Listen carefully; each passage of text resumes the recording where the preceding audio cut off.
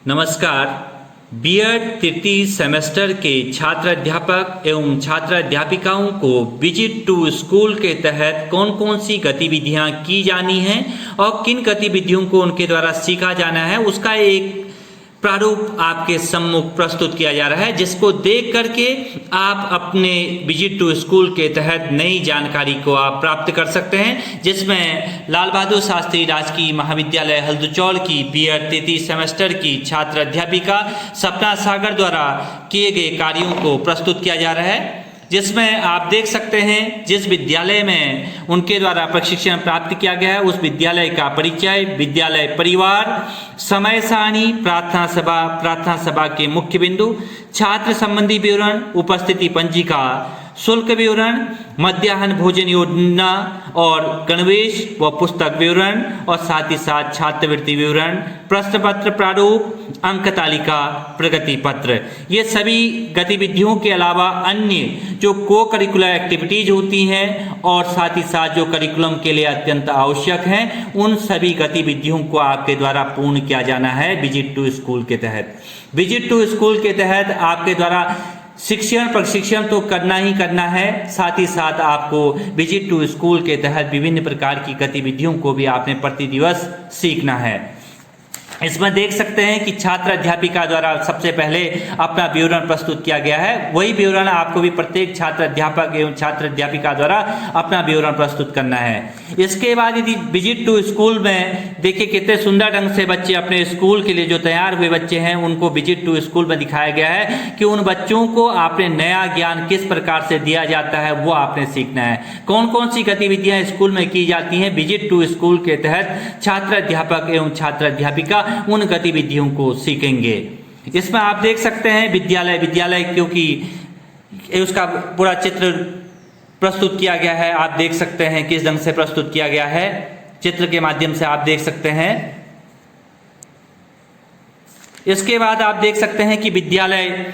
एक ऐसी संस्था है जहां बच्चों के शारीरिक, मानसिक, बौद्धिक एवं नैतिक गुणों का विकास होता है, क्योंकि विद्यालय ही एक ऐसा भवन और एक ऐसी संस्था और एक ऐसा ज्ञान का क्षेत्र है या ज्ञान स्थल है जहां पर बच्चों के शारीरिक रूप से, मानसिक रूप से, बौद्धिक रूप से, नैतिक आदि गुणों के द्वारा, कहने का अर्थ है उसे सामाजिक बनाया जाता है, उसके ऐसे व्यक्तित्व का विकास किया जाता है जिसके द्वारा वो समाज के लिए और राष्ट्र के लिए उपयोगी बन सके और वो ऐसी शिक्षा को प्राप्त कर सके जो राष्ट्र के कार्यों के लिए, बहुत राष्ट्र के विकास के लिए बहुत महत्वपूर्ण हो। इसके बाद हम बात करते हैं जिस स्कूल में आप प्रशिक्षण प्राप्त करेंगे उस स्कूल में प्रशिक्षण के दौरान जहां आप टीचिंग करेंगे, टीचिंग के दौरान जहां विजिट टू स्कूल कर रहे हैं उस विद्यालय का विवरण आपको प्रस्तुत करना है। तो उस विद्यालय की स्थापना कब हुई, उस विद्यालय में कितने भवन हैं, साथ ही साथ वहां प्रयोगशालाओं का क्या स्थिति है और साथ ही साथ वहां पर छात्र अध्यापक एवं छात्र अध्यापिकाएं कितनी हैं, कर्मचारी वर्ग कितने हैं और साथ ही साथ वहां पर विद्यार्थियों की संख्या क्या है, उस सभी विवरण को आपने प्रस्तुत करना है। इसके बाद देखिए विद्यालय का परिवार, उस परिवार में कुल कितने हैं सदस्य उनके बारे में विवरण है। विद्यालय परिवार का निर्माण विद्यालय के विभिन्न सदस्यों, प्रधानाचार्य या प्रधानाचार्या, अध्यापक वर्ग, कर्मचारी वर्ग, विद्यार्थियों के द्वारा होता है, क्योंकि यही सब मिला करके क्या होता है, परिवार का निर्माण होता है। उसी प्रकार से ये सभी एक विद्यालय के विभिन्न अंग हैं, इन अंगों का मजबूत होना और इनके सभी का समान रूप से कार्य करना विद्यालय के लिए अत्यंत ही आवश्यक है। इसके अलावा आप देख सकते हैं कि विद्यालय को कितने सुंदर ढंग से इन्हें प्रत्येक छात्र अध्यापिका का विवरण दे रखा है। इसमें छात्र अध्यापिका द्वारा जो वहाँ के जो भी विषय अध्यापिकाएं हैं और या विषय अध्यापक हैं उनका विवरण है, साथ ही साथ वो किस विषय से संबंधित हैं, किस कक्षा से संबंधित हैं, उन समस्त विवरण को यहाँ पर प्रस्तुत किया गया है। इसके अलावा सबसे महत्वपूर्ण होता है वहाँ उस विद्यालय की समय सारणी में सोमवार से लेकर के शनिवार तक की जो भी गतिविधियां होती हैं वो समय सारणी के अनुसार ही पूर्ण की जाती हैं, जिसको बहुत सुंदर ढंग से प्रस्तुत किया गया है। इसके अलावा देखिए विद्यालय समय सारणी में विद्यार्थियों की कक्षाओं में विभिन्न दिनों के विषयों के पठन पाठन के नियत समय का विवरण रहता है, क्योंकि समय सारणी ये बताती है कि पूर्ण रूप से स्कूल में प्रवेश से लेकर के छुट्टी तक का जो समय है वो पूर्णतः एक समय सारणी के तहत ही पूर्ण किया जाता है। समय सारणी का विद्यालय के लिए अत्यंत ही महत्वपूर्ण भाग है। समय सारणी के द्वारा ही समस्त गतिविधियों को संचालित और व्यवस्थित किया जाता है। इसके बाद देखिए कि जो ग्रीष्मकालीन समय सारणी है और जो शीतकालीन समय सारणी है, उन दोनों में अंतर है। जो ग्रीष्मकालीन समय सारणी है वो 7:30 से प्रारंभ होता है और 1:45 तक उसका 8वां वादन पूर्ण होता है। कहने का अर्थ है समय सारणी में प्रार्थना सभा है, प्रथम वादन, द्वितीय वादन, तृतीय वादन, इसी ढंग से आपके 8 वादन है। उसके बीच में मध्याह्न भी है जिसे इंटरवल कहा गया है। और उसी दौरान जो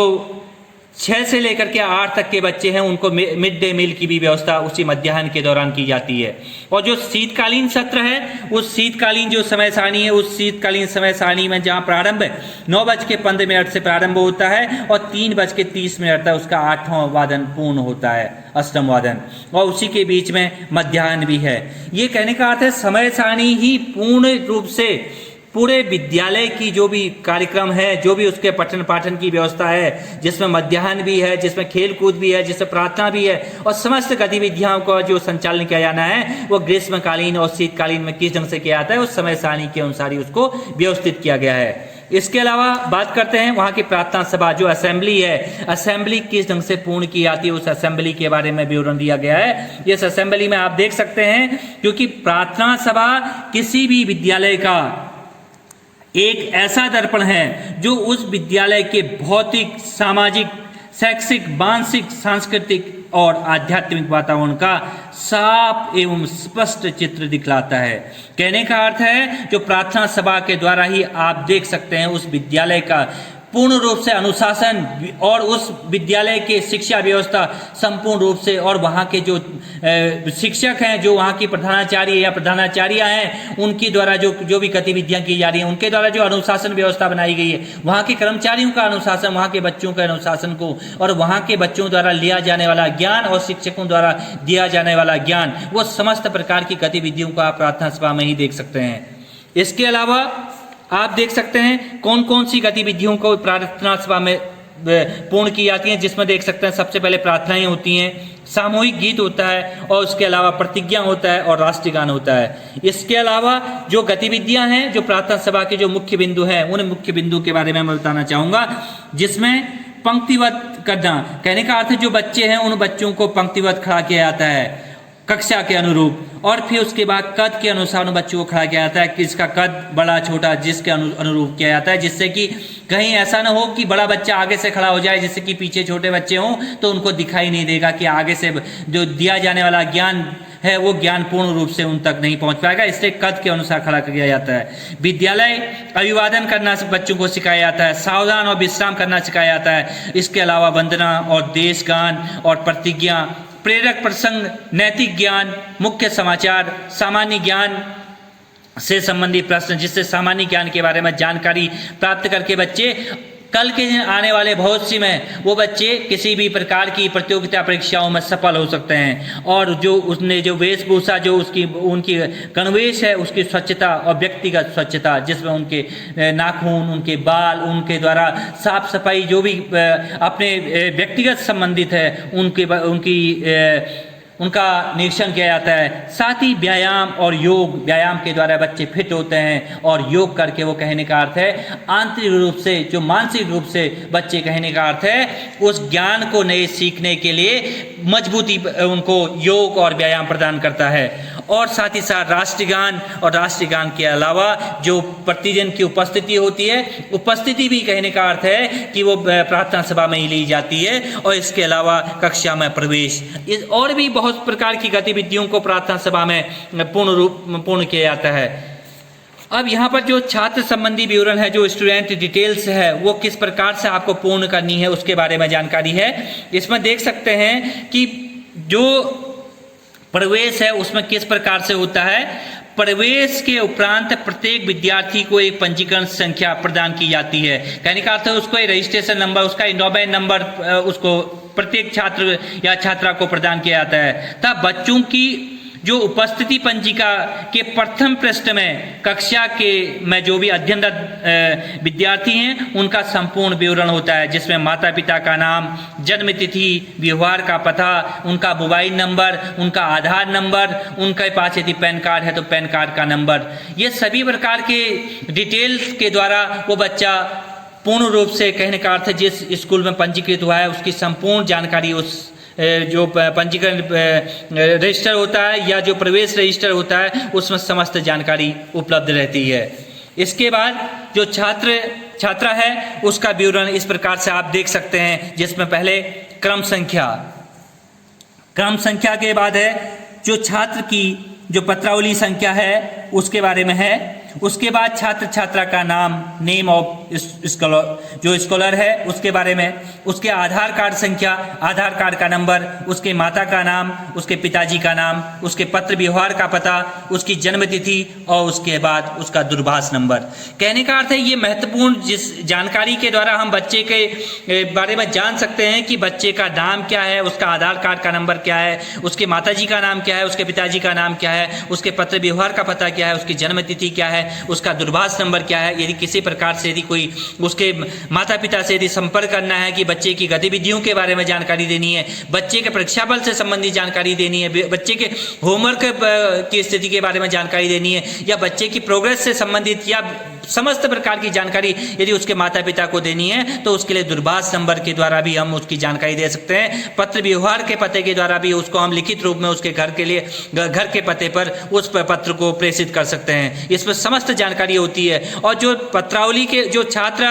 की जो पत्रावली संख्या होती है, जो स्कॉलर्स रजिस्ट्रेशन नंबर होता है, वो रजिस्ट्रेशन नंबर प्रत्येक छात्र या छात्रा को एक स्पेसिफिक नंबर मिलता है। वो छात्र छात्रा का वो जब तक उस स्कूल में अध्ययनरत होता है वो वही नंबर रहता है और वो भी उसके पूर्ण जीवन काल में, कहने का अर्थ है, उपयोगी होता है। इसके बाद उपस्थिति पंजिका जो अटेंडेंस रजिस्टर है, अटेंडेंस रजिस्टर का बहुत बड़ा योगदान होता है कि जिसके द्वारा छात्र की उपस्थिति को जो प्रतिदिवस पूर्ण किया जाना होता है, जिसमें आप देख सकते हैं उसमें क्रम संख्या, छात्र रजिस्टर, जो रजिस्टर में संख्या है, जो नंबर जो उसका नंबर है, स्कॉलर का रजिस्ट्रेशन नंबर है, वो रजिस्ट्रेशन नंबर है। उसके अलावा नाम विद्यार्थी का, नेम ऑफ द स्कॉलर, जो स्कॉलर का नाम है वो, और उसके बाद साथ ही साथ उसका जो शुल्क, जो शिक्षण शुल्क होता है, जो ट्यूशन फीस का रजिस्ट्रेशन है नंबर है, वो ट्यूशन फीस के नंबर की शुल्क की जानकारी होती है। और साथ ही साथ उसमें अटेंडेंस रजिस्टर में हम उपस्थिति पंजिका में ये देख सकते हैं। आप ये देख रहे होंगे यहाँ पर उपस्थिति पंजिका में यहाँ पर 1 लिखा है, इसके अलावा इसमें यहाँ पर 1 और 2 का रखा है, तो इसका अर्थ है पूर्वाहन और अपराहन। कहने का अर्थ है जो स्कूल में के प्रार्थना सभा में और जब छुट्टी होती है उस समय, दोनों समय उसकी अटेंडेंस ली जाती है, जिससे ये पता चलता है कि छात्र प्रारंभ से लेकर अंत तक स्कूल में बना हुआ था। तो इस प्रकार से उपस्थिति पंजिका का बहुत बड़ा उपयोगी है और इसकी जानकारी प्रत्येक छात्र अध्यापक एवं छात्र अध्यापिका को होनी चाहिए। और साथ ही साथ जो उपस्थिति पंजिका है, उपस्थिति पंजिका में पूरे छात्रों द्वारा प्रतिदिन कितने उस छात्र उस दिन प्रेजेंट हुए, उपस्थित हुए, उसका विवरण होता है। और अंत में ये विवरण भी होता है कि कितने छात्र इस दिन उपस्थित रहे और पूरे महीने में ये छात्र कितने दिन पूरे स्कूल में उपस्थित रहा और वर्किंग डे कितने थे, उन वर्किंग डे में छात्र कितने दिन उपस्थित रहा, इसकी समस्त जानकारी इस उपस्थिति पंजिका के माध्यम से प्राप्त हो सकती है। इसके बाद शुल्क विवरण कहने का अर्थ है फी डिटेल के माध्यम से छात्र के बारे में जानकारी प्राप्त चल सकती है कि छात्र ने शुल्क का विवरण किस प्रकार से दिया या शुल्क जमा किया या नहीं किया। आप ये देख सकते हैं कि प्रत्येक विद्यालय किसी संस्था, सरकार आदि द्वारा चलाया जाता है, जिसके द्वारा प्रत्येक विद्यार्थी से मासिक रूप से विद्यार्थियों द्वारा कुछ शुल्क लिया जाता है, जिससे विद्यार्थियों के लिए विद्यालय में सुविधाएं प्रदान की जाती हैं। कहने का अर्थ है सरकार द्वारा या जो जिस संस्था के द्वारा जो भी स्कूल चल रहा है उस पर कोई एक निश्चित ट्यूशन फीस निर्धारित की गई है या एक निश्चित फीस का प्रारूप निर्धारित किया गया है, उस प्रारूप के अनुसार ही बच्चों से शिक्षण शुल्क लिया जाता है। उस शिक्षण शुल्क के बारे में भी पीपुल्स टीचर को जानकारी रखना अत्यंत ही आवश्यक है, जिसमें आप देख सकते हैं कि शुल्क का विवरण किस ढंग से है। उसमें आप शुल्क का विवरण देख सकते हैं, उसकी जानकारी की भी आपको देनी होगी। और शुल्क विवरण में आप देख सकते हैं किस प्रकार से है, विज्ञान शुल्क क्या है, पंखा, उसके विद्युत से संबंधित, उसके कंप्यूटर से संबंधित, उसके विज्ञान क्लब से संबंधित, उसके वाचनालय से संबंधित, उसके अन्य प्रकार के जो बॉयज फंड है या अन्य प्रकार के क्रीड़ा शुल्क है, जो पुअर बॉयज हैं उनके लिए किस प्रकार से है, जलपान शुल्क क्या है, परीक्षा शुल्क क्या है, और उसका पत्रिका से शुल्क और प्रगति पत्र से संबंधित, सभ्य दृश्य जो सामग्री है उनसे संबंधित, स्काउट से संबंधित, रेड क्रॉस से संबंधित जो दवाइयाँ होती है, अन्य प्रकार के जो नया प्रवेश होता है, पुनः प्रवेश होता है, उससे संबंधित जो भी शुल्क का विवरण होता है वो उसकी जानकारी भी प्रत्येक छात्र अध्यापक एवं छात्र अध्यापिका को विजिट टू स्कूल के तहत सीखनी होती है, जो कि कल के दिन उसके लिए बहुत बड़ी लाभदायक होगी। इसके बाद हम बात करते हैं शुल्क विवरण के बाद जो मध्याह्न भोजन योजना, मिड डे मील की जो व्यवस्था है उसके बारे में भी जानकारी होनी चाहिए, क्योंकि मिड डे मील के द्वारा ही बच्चे को एक अच्छा भोजन उपलब्ध हो सकता है। उसकी जानकारी भी प्रत्येक छात्र अध्यापक एवं छात्र अध्यापिका को होना अत्यंत आवश्यक है, क्योंकि मिड डे मील में आप देख सकते हैं कि प्रत्येक दिवस में कितने बच्चे उपस्थित हुए, उस दिवस में कितना भोजन तैयार किया जाना है, और उस भोजन की संपूर्ण जानकारी आपको प्राप्त होनी चाहिए और उसकी जानकारी आपको रखना अत्यंत ही आवश्यक है। इसमें आप देख सकते हैं कि ढंग से प्रत्येक दिवस में छात्र उपस्थित रहे और किस प्रकार से उपस्थित छात्र संख्या के आधार पर कितना व्यय चावल में हुआ, कितना व्यय दाल में हुआ, कितना व्यय सब्जी में हुआ, उसकी व्यय धनराशि कितनी हुई, ये प्रत्येक कक्षा के अकॉर्डिंग आपको देखना होता है। इसके अलावा पूरे महीने भर में कितना खर्चा आया उसका विवरण आपको रखना होता है। और क्योंकि मध्याह्न जो भोजन होता है उसका दैनिक व्यय जो पंजिका होती है उसके माध्यम से मिड डे मील की समस्त जानकारी को आप प्राप्त कर सकते हैं। और उसमें ये जानकारी रखना इसलिए भी आवश्यक है क्योंकि जो रिकॉर्ड है, जो बजट है, जो उसके लिए सरकार द्वारा जो प्रोवाइड किया जा रहा है, उस बजट को संपूर्ण रूप से बच्चों पर किस प्रकार से खर्च करना है और एक बच्चे के लिए कितने उसकी निर्धारित किया गया है उसका व्यय की धनराशि, वो भी पूर्ण रूप से प्रत्येक छात्र अध्यापक एवं छात्र अध्यापिका को इसकी जानकारी होना अत्यंत ही आवश्यक है। इसके बाद हम लोग बात करते हैं कि ढंग से इसके यदि हम सार रूप में देखें तो किस पूरे महीने भर में कितना चावल उपयोग किया गया, कितना चावल उससे संबंधित शेष रहा, और साथ ही साथ उसमें टोटल जो प्राप्त चावल था वो चावल कितना प्राप्त हुआ था और उसके बाद कितना व्यय हुआ, और उसके बाद उसकी जानकारी की कितना व्यय होने के बाद कितना चावल अवशेष रहा। साथ ही साथ जो दाल और मसाला, ईंधन आदि में खर्च हुआ उसके बारे में जानकारी होनी चाहिए। पौष्टिकता से संबंधित जानकारी होनी चाहिए। जो भोजन माता जो भोजन तैयार कर रही है उस भोजन माता को दिया जाने वाला जो मानदेय है उस मानदेय में कितनी धनराशि दी गई, और जो उसकी सहायिका जो भोजन माता के साथ थी उनको कितना धनराशि दी गई, उस समस्त विवरण को कहने का अर्थ है ये पूर्ण रूप से एक रजिस्टर के माध्यम से पूरा डिटेल को आपको रिकॉर्ड करना होता है। इस रिकॉर्ड के माध्यम से आप सीख सकते हैं कि मिड डे मील की जो योजना है उस योजना का पूरा क्रियान्वयन और उसमें खर्च की जाने वाली धनराशि के बारे में आपको जानकारी प्राप्त हो सकती है। इसके अलावा जो गणवेश विवरण व पुस्तकों का विवरण, जो यूनिफॉर्म का डिस्ट्रीब्यूशन है और जो बुक्स का डिस्ट्रीब्यूशन है उसके बारे में भी जानकारी होनी चाहिए, क्योंकि सरकार द्वारा आज प्रत्येक छात्र या छात्रा को गणवेश का व्यवस्था की गई है, उसके लिए यूनिफॉर्म की व्यवस्था की गई है, वो फ्री ऑफ कॉस्ट कहने का अर्थ डिस्ट्रीब्यूशन किया जा रहा है। बुक्स का डिस्ट्रीब्यूशन सरकार के द्वारा फ्री ऑफ कॉस्ट किया जा रहा है, वो किस ढंग से डिस्ट्रीब्यूशन होता है उसके बारे में भी आपको जानकारी होनी चाहिए, क्योंकि कहा भी गया है कि प्रत्येक विद्यालय की पहचान उसके विद्यार्थियों से की जाती है और प्रत्येक विद्यालय के विद्यार्थियों की अपनी पहचान हेतु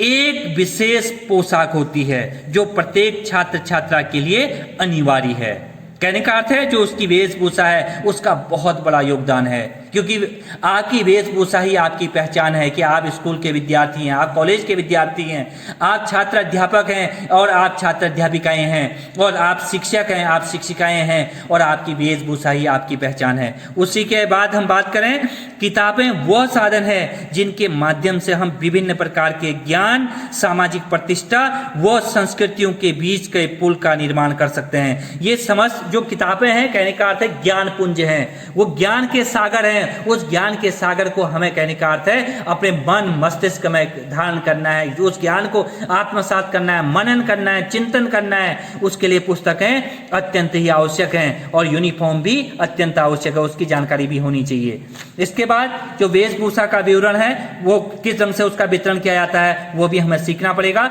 वेशभूषा के वितरण को। और साथ ही साथ क्योंकि उत्तराखंड में जो विद्यालय शिक्षा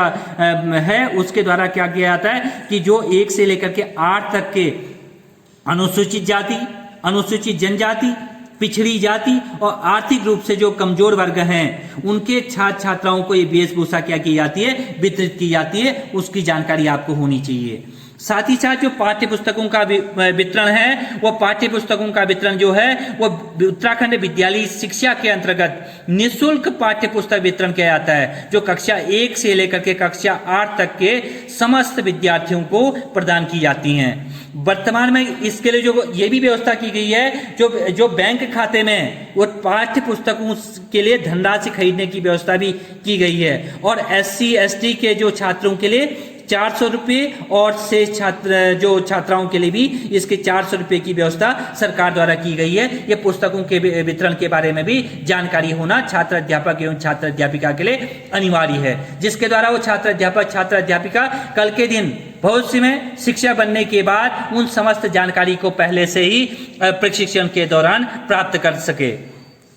इसके बाद करते हैं छात्रवृत्ति विवरण, स्कॉलरशिप डिस्ट्रीब्यूशन। क्योंकि स्कॉलरशिप डिस्ट्रीब्यूशन की भी जानकारी आपको होनी चाहिए, क्योंकि स्कॉलरशिप का जो रजिस्टर है उसको मेंटेन करना और प्रत्येक वास्तविक रूप से प्रत्येक छात्र छात्रा तक स्कॉलरशिप का वितरण होना, इसकी जानकारी होना प्रत्येक छात्र अध्यापक एवं छात्र अध्यापिका के लिए अनिवार्य है। जिसमें देख सकते हैं छात्रवृत्ति वह निर्धारित धनराशि है जो विद्यार्थी को किसी स्कूल या कॉलेज में शिक्षा प्राप्त करने के लिए नियमित रूप से सहायता हेतु प्रदान की जाती है। कहने का अर्थ है सरकार के द्वारा दी जाने वाली वो धनराशि है जिसके द्वारा छात्र अपनी शिक्षा को पूर्ण कर सके। अपनी शिक्षा को लेने के लिए उसके पास किसी प्रकार का ऐसा बर्डन न हो जिससे कि वो बीच में ही शिक्षा किसी प्रकार से छोड़ दे या शिक्षा से वंचित रह पाए। इसलिए जरूरी है छात्रवृत्ति के बारे में भी प्रत्येक छात्र अध्यापक एवं छात्र अध्यापिका जानकारी एकत्रित करे। जिसमें आप देख सकते हैं छात्रवृत्ति से संबंधित विवरण को, जिसमें SC ST के छात्रों को किस प्रकार से और OBC के छात्रों को जो छात्रवृत्ति दी जाती है उसका विवरण आपको बनाना है। उसमें पूरे विद्यालय से संबंधित कितने बच्चों को दी गई, 1 से 8 तक लेकर के 3 से 8, 9 से 10, 10 से ऊपर के जो विद्यार्थियों को किस प्रकार से उसका विवरण दिया गया और उसके बारे में उसकी जानकारी आपको होनी चाहिए। इसके अलावा हम बात करते हैं इसमें जो छात्रवृत्ति होती है उसके लिए आपको इन कागजों की भी अत्यंत आवश्यकता है, इन दस्तावेजों की, जिसमें जाति प्रमाण पत्र, पासबुक, उत्तीर्ण कक्षा प्रगति पत्र गत वर्ष का, पासपोर्ट साइज फोटो, आधार कार्ड और साथ ही स्थायी निवास प्रमाण पत्र। और आज की डेट में ये इन कागजों के द्वारा आप ऑनलाइन माध्यम से भी आज सरकार ने एक सुविधा उपलब्ध की है जिसमें आप ऑनलाइन माध्यम से भी स्कॉलरशिप के लिए आवेदन कर सकते हैं। इसके बाद हम बात करते हैं प्रश्न पत्र का प्रारूप, जो क्वेश्चन पेपर पैटर्न है वो किस प्रकार से होना चाहिए, क्योंकि प्रश्न पत्र के माध्यम से ही बच्चा उस प्रश्नों के उत्तर को दे सकता है। कहा भी गया है विद्यालय के शिक्षण कार्य के उपरांत बच्चों के मूल्यांकन हेतु उनसे लिखित माध्यम से प्रश्न पूछने के लिए प्रश्न पत्र तैयार किया जाता है। प्रश्न पत्र के में पाठ्य पुस्तक से संबंधित प्रश्न पूछे जाते हैं जिस पर प्रत्येक प्रश्न के सम्मुख अंक लिखे होते हैं। कहने का अर्थ है कि जो प्रश्न पत्र तैयार किया जाता है वो किस प्रकार से तैयार किया जाता है। एक छात्र अध्यापक एवं छात्र अध्यापिका को प्रश्न पत्र तैयार करना भी आना चाहिए। इसमें आप देख सकते हैं कि अर्धवार्षिक परीक्षा से संबंधित एक प्रश्न पत्र तैयार किया गया है जिसमें 2.5 घंटे का पेपर है, उसमें उसको अधिकतम उसमें 80 मार्क्स का है, उसका डिस्ट्रीब्यूशन किया गया है, जिसमें आप देख सकते हैं कि सभी प्रश्न अनिवार्य हैं, प्रश्नों के अंक उनके सम्मुख अंकित हैं। ये नोट और उसके अलावा प्रश्न किस प्रकार से तैयार किए गए हैं, वो उन प्रश्नों को आपने देखना है कि रिक्त स्थानों की पूर्ति, सत्य असत्य, और इसके अलावा 5 नंबर के जो प्रश्न हैं उनको तैयार किया गया है। इस प्रकार हम देख सकते हैं कि किसी प्रश्न पत्र को किस प्रकार से तैयार किया जा सकता है। उसमें ऐसा प्रश्न पत्र तैयार करना जिसमें बच्चे को संपूर्ण जितनी जानकारी उसने एकत्रित की है उस विषय से संबंधित, उन विषय के से संबंधित जानकारी को बच्चा उस प्रश्न पत्र के माध्यम से, उनके प्रश्नों को उत्तर के माध्यम से वो प्रस्तुत कर सके। उन प्रश्नों के उत्तर को, कहने का अर्थ है ऐसा प्रश्न पत्र तैयार करना जिसमें बच्चे की तर्क शक्ति भी विकसित हो, बच्चे को नया ज्ञान अपना प्रस्तुत करने के लिए भी मिले, और बच्चा क्या करे, अधिक से अधिक प्रत्येक प्रश्न को सॉल्व करने की कोशिश करे। इस प्रकार का प्रश्न पत्र तैयार किया जाता है। इसके लिए आपको छात्र अध्यापक एवं छात्र अध्यापिका को ब्लूप्रिंट के माध्यम से प्रश्न पत्र को किस प्रकार तैयार किया जाता है, उसमें प्रश्नों के क्रम क्या रहता है, किस प्रकार से पूरे सिलेबस को डिस्ट्रीब्यूशन किया जाता है, वो समस्त जानकारी इस प्रश्न पत्र में रहती है। उसकी भी जानकारी ब्लूप्रिंट के माध्यम से प्रत्येक छात्र अध्यापक एवं छात्र अध्यापिका को सीखना अनिवार्य है। देखिए, इसके बाद अंक तालिका किस ढंग से तैयार की जानी है, टेबुलेशन शीट्स किस प्रकार से तैयार की जाती है। आप जिस विषय के भी शिक्षक हैं या शिक्षिकाएं हैं उसमें देखिए किस ढंग से तैयार की जानी है, वो उसकी जानकारी भी होनी चाहिए आपको। जिसमें आप देख सकते हैं फॉर्मेट के अकॉर्डिंग, जिसमें अंक तालिका का फॉर्मेट है, जिसमें क्लास लिखा हुआ है, उसका वर्ग लिखा है, विषय लिखा है, पूर्णांक लिखा है, प्राप्तांक लिखा है, और उसके बाद उसके साथ ही साथ विषय अध्यापक या अध्यापिका का नाम है, जिसमें उसका क्रम संख्या है, उसका बच्चे का रोल नंबर है, रोल नंबर के अलावा बच्चे का नाम है, नाम के बाद उसके प्रथम इकाई परीक्षा उसने कितने अंक अर्जित किए, द्वितीय इकाई परीक्षा में कितने अंक अर्जित किए, औसत कितना था, और उसके बाद जो गृह कार्य प्रोजेक्ट था उसके बारे में विवरण है, और उसके बाद उसके उपस्थिति के आधार पर जो अंक दिए जाते हैं वह हैं, और उसके सैद्धांतिक अंक कितने आए, और साथ ही साथ उसने प्रयोगात्मक अंक कितने हैं, और उसका योग। इस प्रकार से आप पूर्ण रूप से एक अंक तालिका को तैयार करते हैं। इस अंक तालिका में विषय अध्यापक या अध्यापिका द्वारा अपने विषय से संबंधित अंक तालिका को तैयार किया जाता है। इसके बाद इसी अंक तालिका में आप देख सकते हैं कि यहाँ पर टोटल कुल कितनी संख्या थी, उसमें कितने उपस्थित रहे, और उसमें कितने अनुत्तीर्ण हुए, कितने उत्तीर्ण और अनुत्तीर्ण उनके बारे में विवरण दिया जाता है, और कितने इसमें ये भी रहता है कि हस्ताक्षर जो विषय अध्यापिका है उसका, साथ ही साथ जो निरीक्षिका थी उसमें, और उसके अलावा प्रधानाचार्य या प्रधानाचार्य के हस्ताक्षर होते हैं। ये पूर्ण रूप से अंक तालिका तैयार की जाती है। अंक तालिका के बाद हम देख सकते हैं जो उसका प्रोग्रेस रिपोर्ट है, जो उसकी प्रगति पत्र है, जो रिपोर्ट कार्ड है, वो रिपोर्ट कार्ड किस ढंग से तैयार किया जाता है। ये तो एक विषय का मैंने पहले बताया था कि आप जिस विषय के भी अध्यापक हैं उसके बारे में आपको बनाना है। ये रिपोर्ट कार्ड है कि जिसमें ओवरऑल उसने सभी विषयों में किस ढंग से अंक अर्जित किए उनके बारे में जानकारी है, जिसमें आप देख सकते हैं कि प्रत्येक विद्यालय में वर्ष के अंतर्गत होने वाले समस्त परीक्षाओं के उपरांत विद्यार्थियों को प्रगति पत्र प्रदान किया जाता है, जिससे विद्यार्थी के द्वारा प्रत्येक विषय में प्राप्त अंकों का विवरण दिया जाता है। कहने का अर्थ है जो आपका ओवरऑल जो आपको प्रोग्रेस रिपोर्ट दिया जा रहा है, प्रोग्रेस रिपोर्ट में बच्चे ने प्रत्येक विषय में कितने अंक अर्जित किए उसकी जानकारी होती है, और साथ ही साथ बच्चा उस क्लास में उत्तीर्ण हुआ या अनुत्तीर्ण हुआ उसकी जानकारी होती है। उसमें प्रोग्रेस रिपोर्ट में उस बच्चे का नाम, उसका क्लास का नाम, उसके माताजी का नाम, उसके पिताजी का नाम, साथ ही साथ बच्चे का अनुक्रमांक, उसकी जन्म तिथि, छात्र पंजीकरण संख्या, उसका सीरियल नंबर और डेट ऑफ बर्थ, और उसका रोल नंबर, कक्षा में कौन सा रोल नंबर है, ये समस्त जानकारियाँ उस प्रोग्रेस रिपोर्ट में होती है। उस प्रगति जो विवरण पत्र होता है उसमें ये समस्त जानकारियाँ होती हैं। ये प्रगति विवरण पत्र की जानकारी प्रत्येक छात्र अध्यापक एवं छात्र अध्यापिका के लिए इसलिए भी अनिवार्य है क्योंकि वो भविष्य में जब शिक्षक बनता है तो वो जब जिस क्लास का भी उसे कक्षा अध्यापक या कक्षा अध्यापिका बनाया जाएगा तो वो उस क्लास के समस्त बच्चों के विवरण को सुरक्षित रखना और उनके विवरण को बनाना, तैयार करना और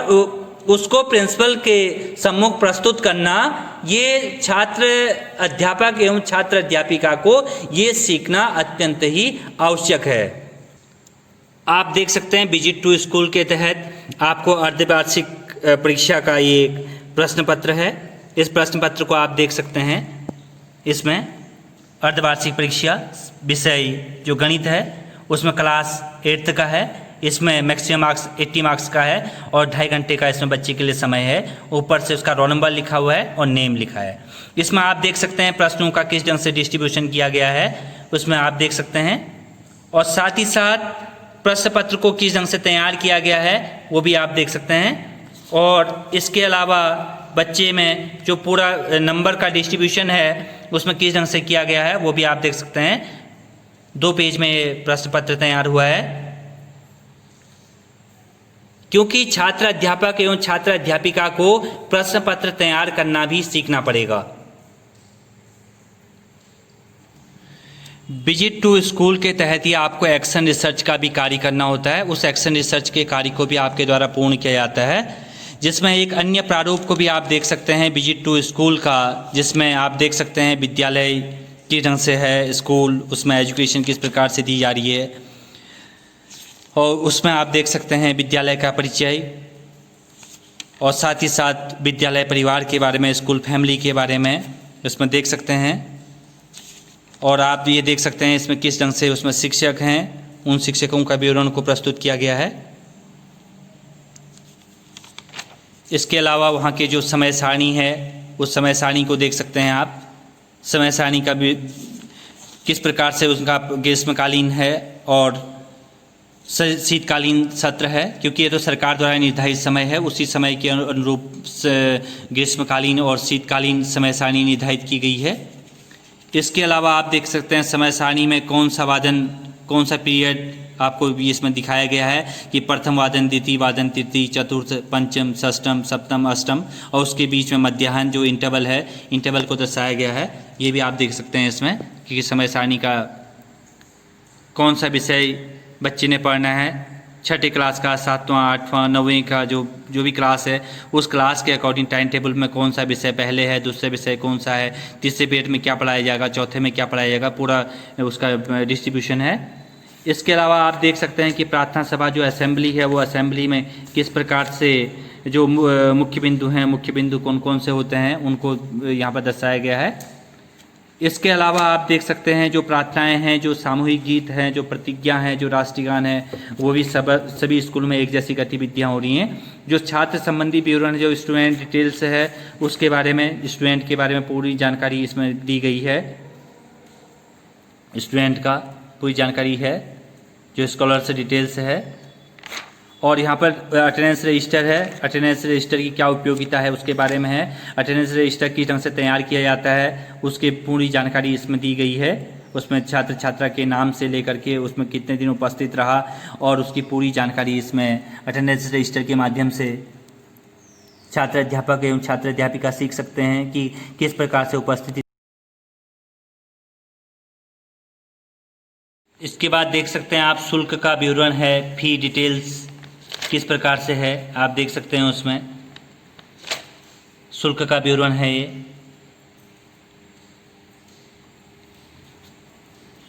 शुल्क के विवरण के बाद आप देख सकते हैं प्रगति पत्र, उसका रिजल्ट किस प्रकार से तैयार किया जाएगा।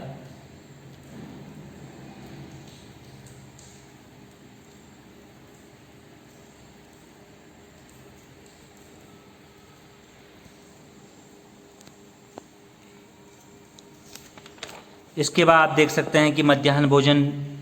की क्या व्यवस्था है उस स्कूल में और कितने बच्चे हैं और उसके पूरा विवरण दिया गया है, देख सकते हैं आप।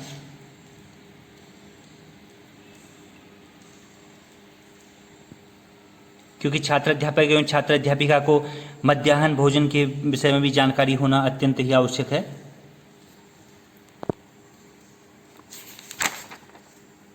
आप देख सकते हैं कि इसमें माह में जो प्राप्त खाद्यान्न है उसकी धनराशि और उपयोग का विवरण दिया गया है और साथ ही साथ उसको प्रमाणित भी किया जा रहा है।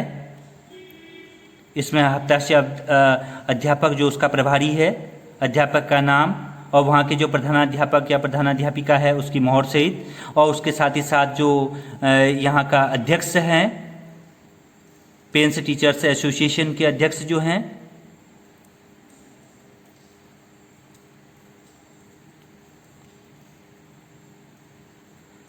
और जो भोजन माता को दी जाने वाली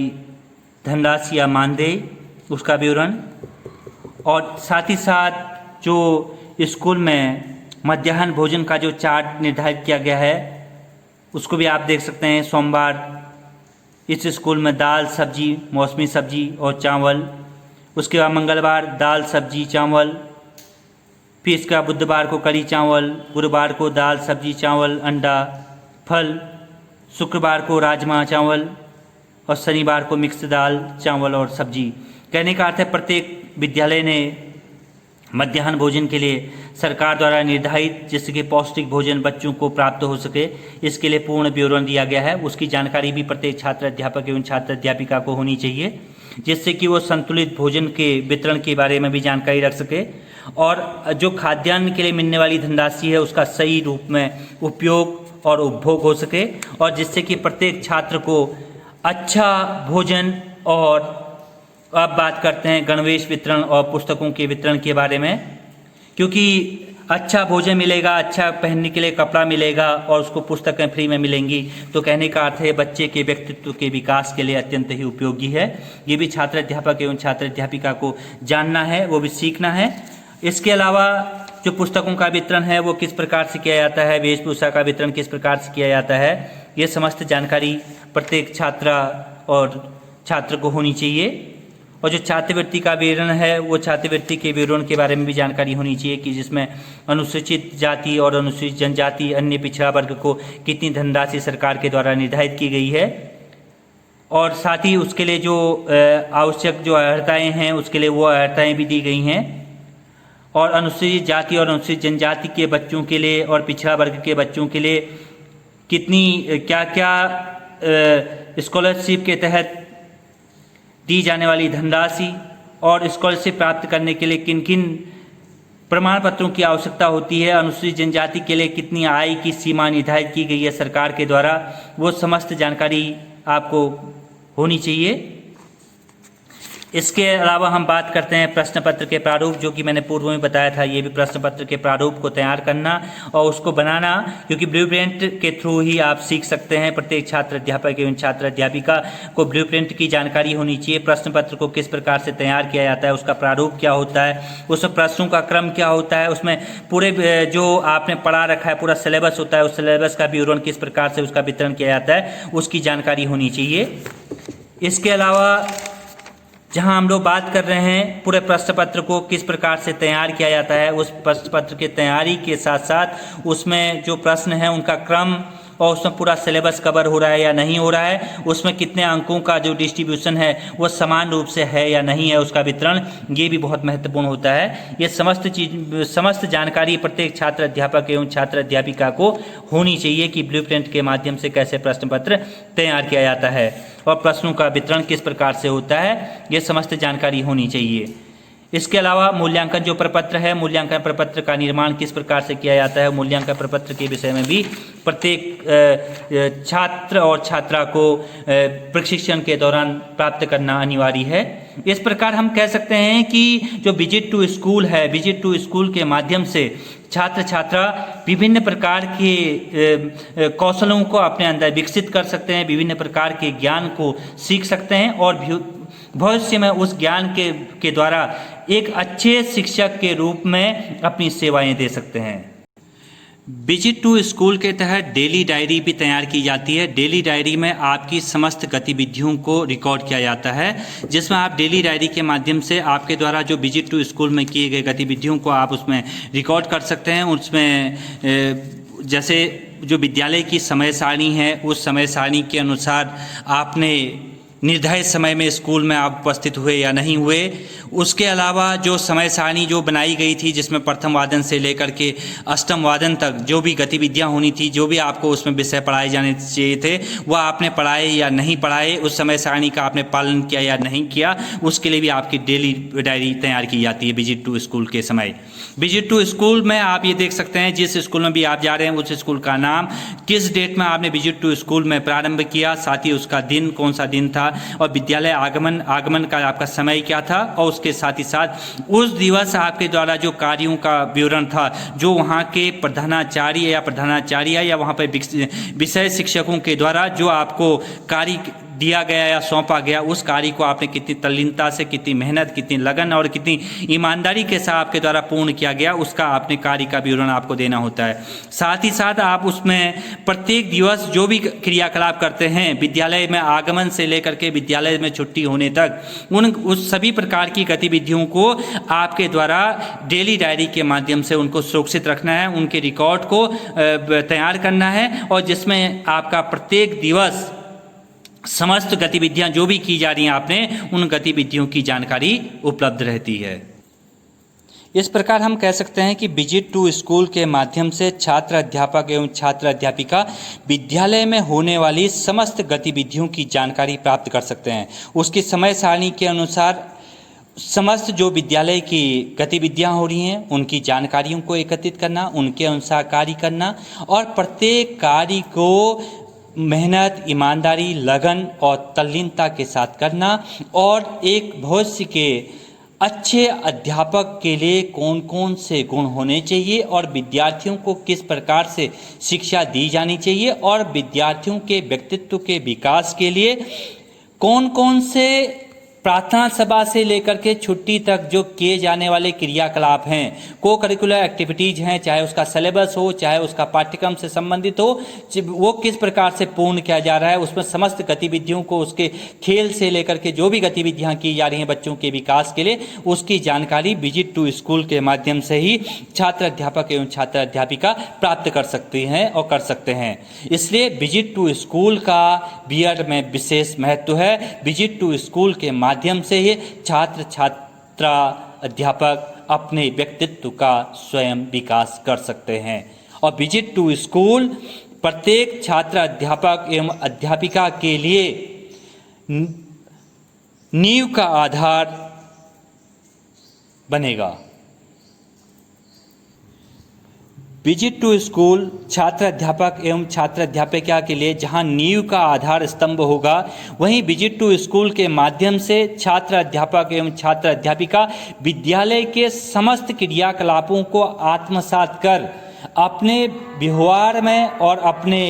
ज्ञान में परिमार्जन करने के लिए अत्यंत ही उपयोगी साबित होगा। इसलिए विजिट टू स्कूल के माध्यम से छात्र अध्यापक एवं छात्र अध्यापिका नए कौशल, नए तकनीक, नए ज्ञान को स्वयं आत्मसात कर भविष्य में एक अच्छे शिक्षक बनने के लिए समस्त गुणों को सीख पाएगा, और एक आदर्श शिक्षक बन करके समाज और राज्य और राष्ट्र के विकास में बहुत महत्वपूर्ण भूमिका का निर्वहन कर सकेगा। इसलिए विजिट टू स्कूल का विशेष महत्व है। इसलिए प्रत्येक छात्र अध्यापक एवं छात्र अध्यापिका को शिक्षण प्रशिक्षण के दौरान विजिट टू स्कूल को पूर्ण लगन, मेहनत और ईमानदारी के साथ कार्य करना चाहिए, जिसमें उसको सिलेबस को पूर्ण करना और सिलेबस से संबंधित विद्यालय के को करिकुलर एक्टिविटीज़ और विद्यालय में होने वाली समस्त प्रकार की गतिविधियों को, उसके रिकॉर्ड्स को और उसके बजट से संबंधित और विभिन्न प्रकार की जो भी क्रियाकलाप हो रहे हैं उसमें पूर्ण मनोयोग से सहयोग करना चाहिए और उनको सीखने के लिए तत्पर होना चाहिए। धन्यवाद।